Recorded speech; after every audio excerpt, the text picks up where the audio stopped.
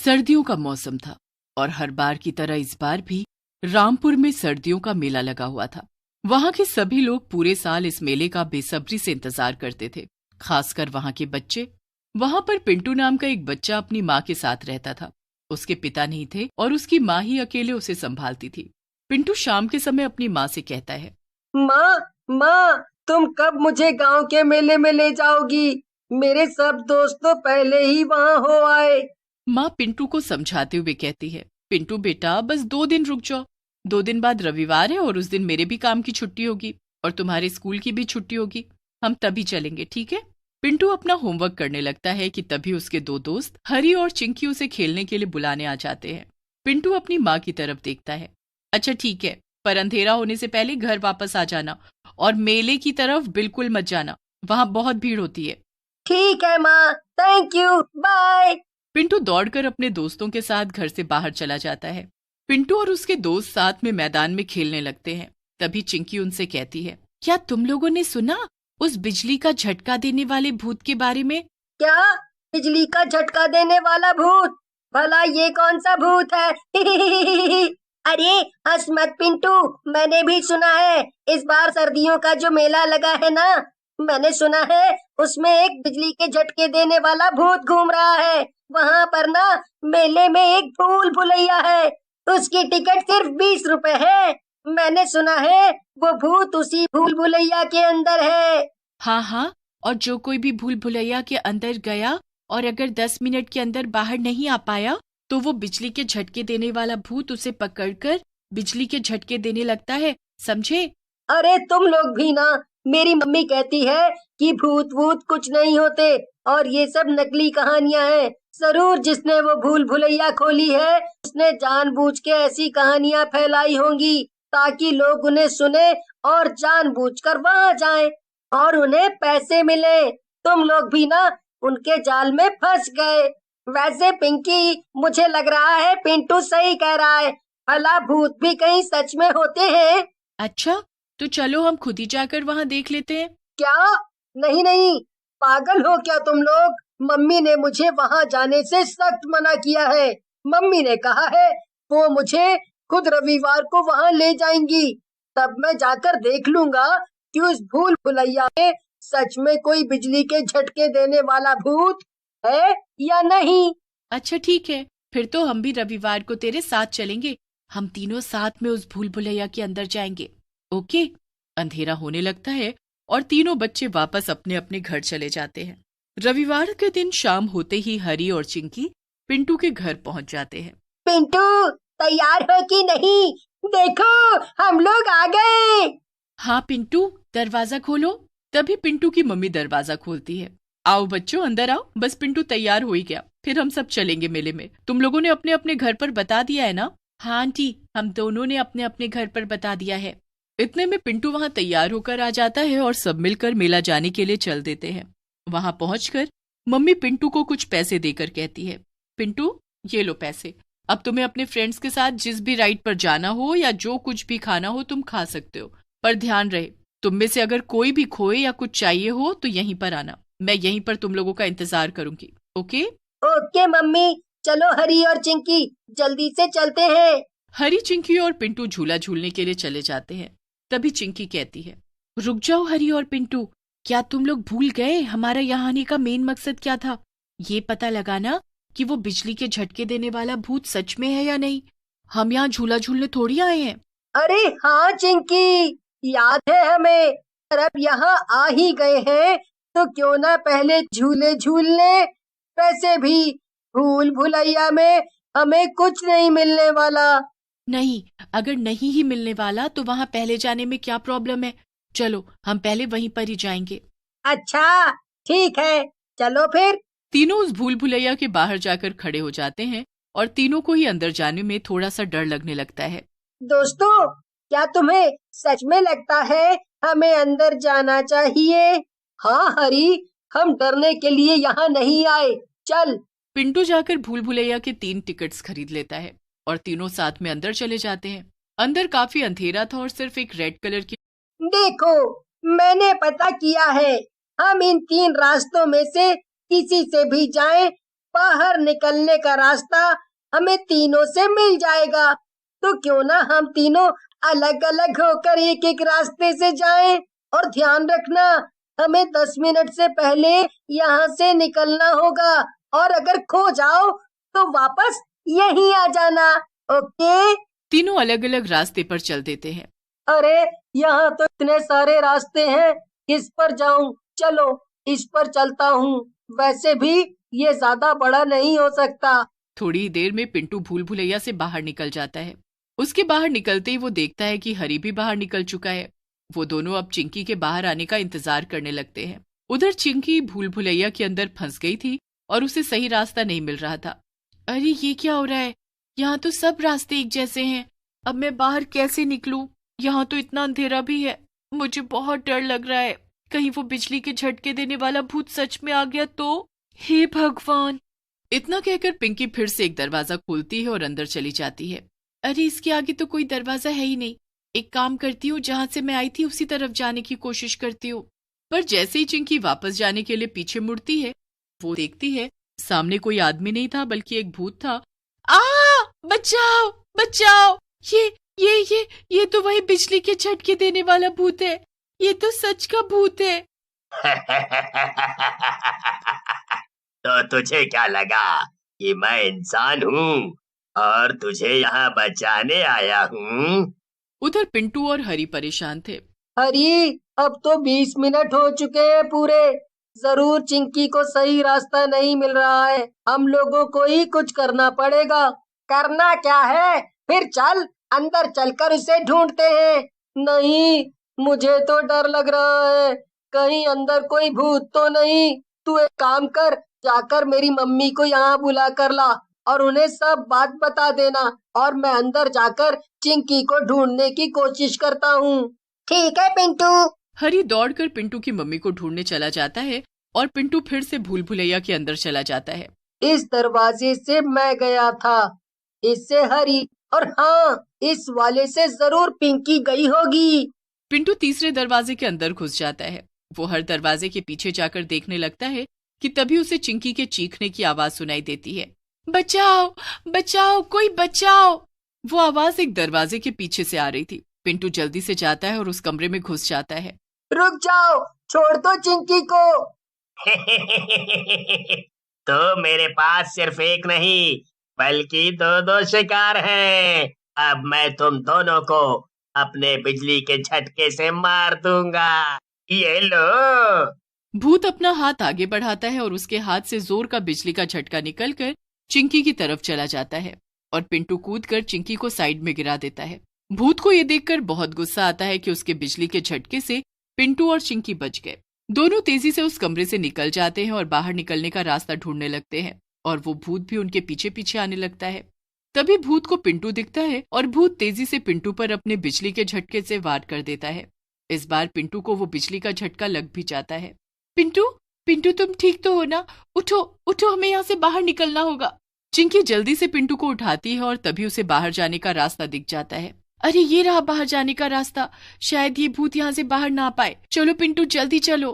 चिंकी पिंटू को पकड़ती है और तेजी से बाहर निकल जाती है। बाहर पिंटू की मम्मी और हरी दोनों उनका इंतजार कर रहे थे, पर वो भूत भी चिंकी और पिंटू के साथ बाहर आ जाता है। पिंटू को आधी बेहोशी की हालत में देखकर उसकी मम्मी घबरा जाती है और उसे पकड़ लेती है। पिंटू, पिंटू उठो। पिंटू, ये क्या हुआ तुम्हें? आंटी, ये सब इस भूत की वजह से। इसने पिंटू को अपने बिजली के झटके से मारा और ये देखिए ये बाहर भी आ गया। अब हम क्या करेंगे? तभी पीछे से एक औरत आती है और कहती है, कब से ढूंढ रही थी मैं इसे। वो औरत एक बोतल खोलती है कि तभी वो भूत उस बोतल के अंदर कैद हो जाता है। अरे बेटा, मैं एक तांत्रिक हूँ और वो भूत सालों से मेरी इस बोतल में कैद था। मैंने ही उसे पकड़ा था, पर जब मैं इस मेले में घूमने आई थी, मेरी वो बोतल मुझसे टूट कर गिर गई, तो ये भूत आजाद होकर इस भूल भुलैया में आकर फंस गया। कोई बात नहीं आंटी, पर देखिए उस भूत की वजह से हमारा ये दोस्त बेहोश हो गया। प्लीज आप इसे ठीक कर दीजिए आंटी। ये सुनकर वो औरत पिंटू के पास आती है और उसके चेहरे पर अपना हाथ फेरती है। इससे पिंटू को होश आ जाता है। इसके बाद वो औरत वहां से चली जाती है और पिंटू, हरी और चिंकी भी अपने घर वापस आ जाते हैं। शहर से कुछ दूरी पर एक बहुत बड़ा और घना जंगल था। उस जंगल में एक चुड़ैल अपनी चुड़ैल बेटी के साथ रहती थी। वो चुड़ैल अपनी चुड़ैल बेटी को बहुत प्यार करती थी और प्यार से उसे बिनी बुलाती थी। बिनी चुड़ैल दिखने में थोड़ी अलग थी। उसका आधा शरीर चुड़ैल का और आधा शरीर बकरी का था। एक दिन बिनी दूर पहाड़ी पर खड़ी होकर स्कूल जाते हुए बच्चों को देख रही थी। इतने गौर से क्या देख रही हो बिनी? माँ, मैं बस उन सभी बच्चों को देख रही हूँ जो स्कूल जा रहे हैं। वो देखो, मेरा भी बहुत मन करता है स्कूल जाने का, स्कूल में बैठकर पढ़ने का। माँ, मुझे भी स्कूल जाना है, क्या तुम मुझे स्कूल भेज सकती हो? बिनी की बातें सुनकर माँ की आंखों में आंसू आ जाते हैं।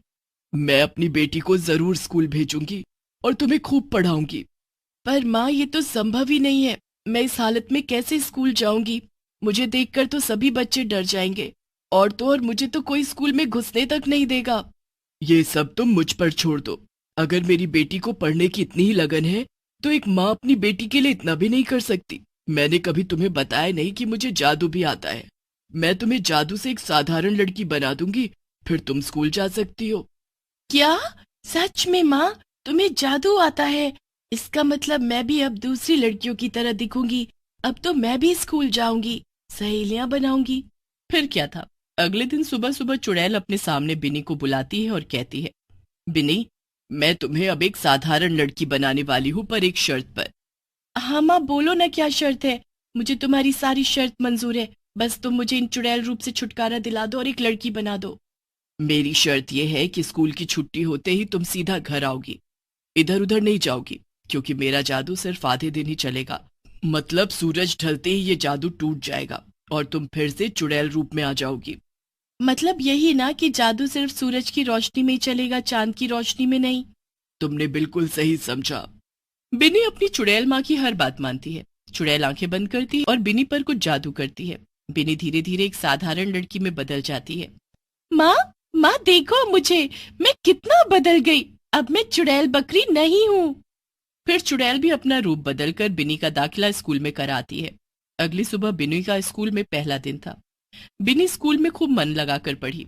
आज उसने कई सारे दोस्त भी बनाए अपने। छुट्टी के समय क्या हम दोनों साथ में चल सकते हैं? बातें करते हुए जाएंगे तो बहुत मजा आएगा। बताओ क्या बोलती हो? हाँ हाँ, क्यों नहीं, अब तो हम दोस्त बन गए हैं, साथ में जा सकते हैं।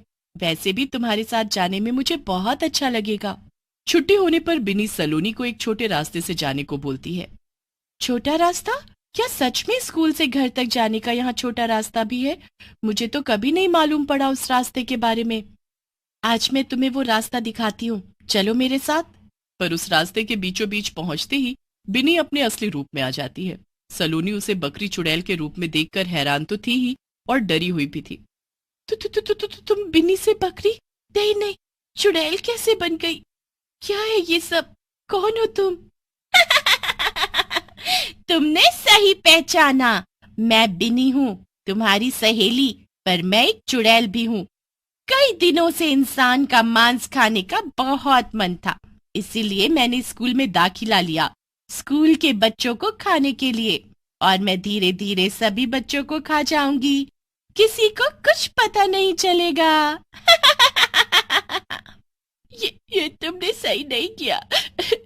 मैं अभी जाकर सबको बताती हूँ तुम्हारे बारे में। जिंदा रहोगी तो बताओगी ना मेरे बारे में? चुड़ैल सलोनी को भागने नहीं देती। उसे मारकर वो बकरी चुड़ैल उसे पूरा खा जाती है। उसकी हड्डियों तक को चबा जाती है ताकि उसकी माँ को इसकी भनक भी ना लगे। सलोनी को खाने के बाद बिनी घर पहुंचती है। आज का दिन कैसा रहा स्कूल में? बहुत ही अच्छा रहा माँ, मेरे वहाँ बहुत से दोस्त भी बने। पता है, छुट्टी के समय आज मैं अपनी सहेली के साथ ही आई। माँ, स्कूल तो बहुत ही अच्छा है। अच्छा ठीक है, पर ध्यान देना मेरी कही हुई बात का कि सूरज ढलने से पहले तुम्हें घर पहुंचना है। हाँ माँ, मुझे सब। अगले दिन बिनी फिर से स्कूल जाती है। हमने पढ़ाई तो बहुत कर ली, इसलिए मैंने ये सोचा है कि पढ़ाई के अलावा कुछ अलग किया जाए। इसलिए कल हम सब पिकनिक जाएंगे और सभी बच्चों को पिकनिक जाना है। हम सब खूब मस्ती करेंगे वहां। पिकनिक का नाम सुनकर सभी बच्चे खुशी के मारे उछलने लगते हैं। इसलिए बिनी भी स्कूल के बाद सीधा घर पहुंचती है और माँ से पिकनिक पर जाने की बात कहती है। पिकनिक? नहीं, मैं तुम्हें इसकी इजाजत कतई नहीं दूंगी। क्या तुम भूल गई कि हम कौन हैं? अगर गलती से भी ये राज किसी दूसरे को पता चल गया तो हमारा इस जंगल में भी रहना दुश्वार हो जाएगा। इसलिए मैं तुम्हें पिकनिक जाने की इजाजत नहीं दूंगी। माँ की बात सुनकर बिनी रोने लगती है। माँ से गुस्सा भी हो जाती है, बात नहीं करती। इसलिए बेटी के आगे माँ हार जाती है और पिकनिक जाने की इजाजत दे देती है। अगले दिन सभी बच्चे पिकनिक मनाने जाते हैं। बहुत सुंदर और हरी भरी जगह। मैडम, ये जगह तो बहुत सुंदर है। इससे पहले कभी नहीं देखी इतनी सुंदर जगह। और यहाँ कितने रंग बिरंगे फूल भी हैं। मेरी तो इन फूलों से नजर ही नहीं हट रही। और मेरी तुम सबसे, तुम्हें देखकर मेरे मुंह में पानी आ रहा है। कब तुम सब मेरे पेट में जाओगे और मेरी भूख मिटाओगे। हाँ मैडम जी, ये बहुत ही सुंदर जगह है, पर इससे भी कहीं ज्यादा सुंदर जगह मुझे पता है। वो यहीं पास में है। क्या हम सब वहां भी चलें? अच्छा, इससे भी सुंदर जगह भला कोई हो सकती है? ठीक है, फिर हम सब वहां चलते हैं। बिनी सभी को झूठ बोलकर जंगल की तरफ ले आती है। बस थोड़ा सा और चलना होगा, आगे थोड़ी दूर पर ही है वो जगह। टीचर और सभी बच्चे जंगल पहुंच जाते हैं। चारों ओर बड़े बड़े पेड़ और सन्नाटा देख बच्चे डरने लगते हैं और वहां से जाने की जिद करते हैं। शाम हो जाती है, तभी सूरज डूब जाता है और धीरे धीरे बिन्नी बकरी चुड़ैल बन जाती है। तुम बिन्नी तो नहीं हो, तुम तो कोई चुड़ैल हो। बच्चों, सभी भागो जल्दी, ये चुड़ैल हम सबको खा जाएगी।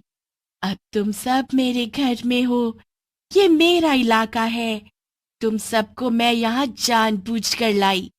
तुम सब मेरी चाल में बहुत आसानी से फंस गए, जैसे बाकी बच्चे आ गए थे मेरी चाल में। इसका मतलब जो बच्चे गायब हुए स्कूल से, उन्हें तुमने मारा? हाँ, मैंने खाया। मेरी माँ ने जब से मुझे इस बकरी के धड़ के साथ जोड़ा है, तब से मैं बहुत भूखी रहती हूँ। मेरा पेट कभी भरता ही नहीं। क्या करूं अब मैं?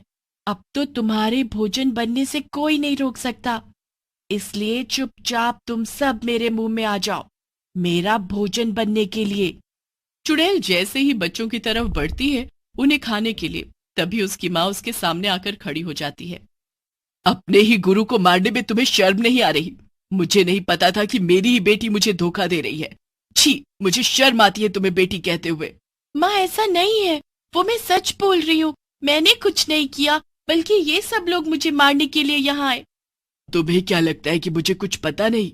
मुझे सब पता चल गया है कि तुमने मुझसे झूठ बोला स्कूल जाने के लिए। तुम्हें स्कूल पढ़ने नहीं, इंसानी मांस खाने जाना था। जिन बच्चों को तुमने मारा उसकी सजा तो तुम्हें मिलकर रहेगी। नहीं माँ, मुझसे गलती हो गई, अब नहीं करूंगी दोबारा ऐसा। मत दो मुझे सजा। चुड़ैल अपनी बेटी की एक नहीं सुनती। वो अपनी जादू से अपनी चुड़ैल बेटी को पूरी की पूरी बकरी बना देती है। अब तुम जिंदगी भर इसी हालत में रहोगी और इस जंगल की घास खाओगी। बस मैं भी अब तुम्हारे साथ नहीं रहूंगी, इसलिए मैं जा रही हूँ, हमेशा हमेशा के लिए तुमसे दूर। चुड़ैल अपनी बेटी को पूरी बकरी बनाकर खुद गायब हो जाती है और सभी बच्चे चुड़ैल के साए से आजाद।